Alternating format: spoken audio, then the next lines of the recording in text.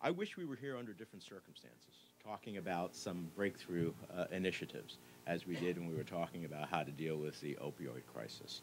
But we're here, I wish we were here to talk about how we're going to improve Americans' healthcare system and its delivery to more and more Americans, how we could lower the cost for families while encouraging innovation, how we could build on the progress of the Affordable Care Act and finally truly achieve universal health coverage. But as you've heard, that's not why we're here today. We're here in Patterson, both as elected officials and as those who are healthcare providers and experts and everyday families who face real health challenges because it's been 104 days since the Republicans in Washington let the Children's Health Insurance Program funding expire. 104 days. 104 days. It's been 104 days of excuses and inaction, 104 days of ineffective short-term fixes, and we're here to say that enough is enough.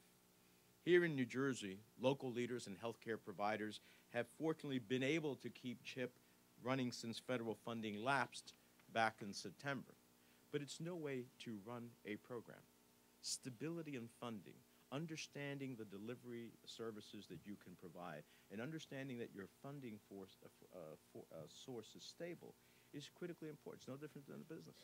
Being able to understand that its revenues are going to be in a constant flow, not disrupted in such a way in which it has to try to deal with how does it match that revenue need to the delivery of services. And while this institution is unique in that it doesn't necessarily ask about what your health care coverage is and ultimately deliver service regardless, there are many other institutions in our state which just simply don't do that.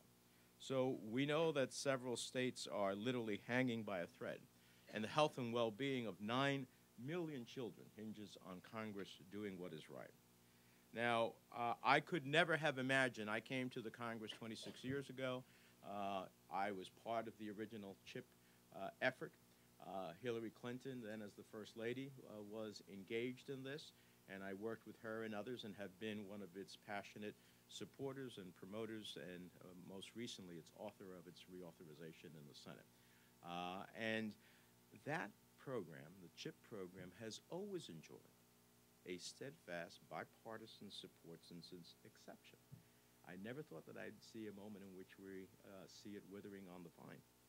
But that's the situation we find ourselves in now. This is a man-made crisis, and I try not to be partisan about these issues, but since Democrats are willing to put all of our votes for a reauthorization both in the House and in the Senate, and since the leadership of both houses is in the other party's hand, it's a Republican-made crisis. A crisis that is all the more surprising given that back in September of last year, I co-introduced a bipartisan bill, the KIDS Act, to fund CHIP, not for a few months, but for a full 5 years. Now, I agree with the congressman. I'd like to see this permanently reauthorized, but that's not what I can get through the Senate, and the art of legislating is the art of the possible. So the Senate Finance Committee, the committee that is one of the two that sets national health care policy, passed the KIDS Act with unanimous support. 7 Republicans joined me on that bill, in addition to 18 Democrats. And that happened in October, before the end of the fiscal year. Now, since that rare moment of bipartisanship, the legislation has languished without an up or down vote on the floor of the Senate. Week after week, month after month, my colleagues in the majority have left 9 million kids in the limbo. And we've learned in recent days that the short-term stopgap measures they've passed have turned out to be less effective than we even initially thought. So I'm sick and tired of the half measures, the empty gestures, and the endless excuses from my colleagues. They've expressed reservations about the cost of reauthorizing the Children's Health Insurance Program. But they had zero hesitation when it came to borrow trillions from China to cut taxes for hugely profitable corporations and the wealthiest people in our society, the most privileged in our society. They suggest we cannot afford to provide every child with access to quality health care when the reality is we cannot afford to provide every American child without the care they need to thrive and to pursue their God-given capabilities. It may sound like I'm talking in moral terms, and yes, the health of our children, I believe, must be treated as a moral imperative. But I'm also speaking in economic terms.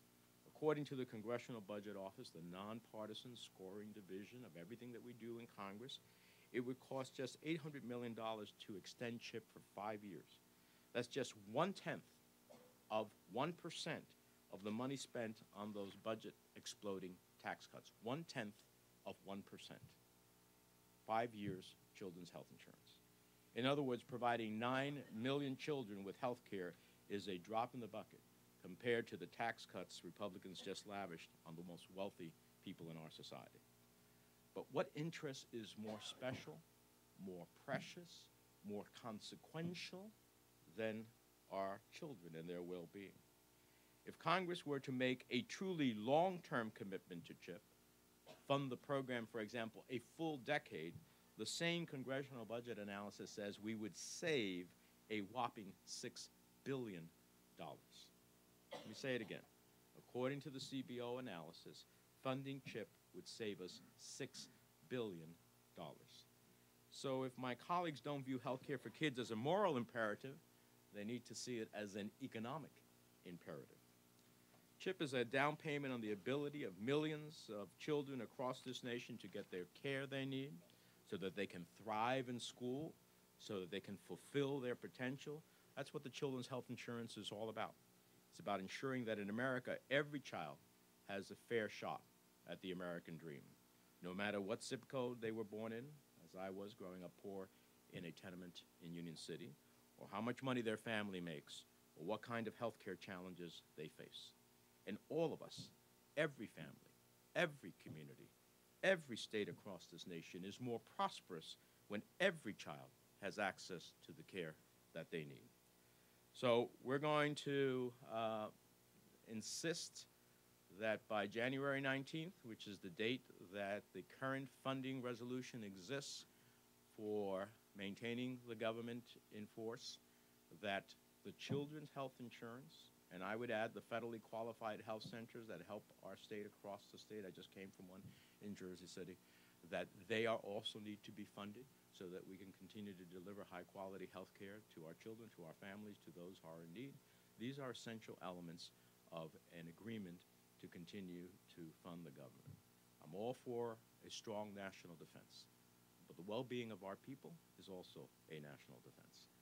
And that ultimately comes from the domestic discretionary spending side of the equation, which is what the children's health insurance is all about. And it's about bringing peace of mind and creating a real opportunity for every child to develop their God-given potential.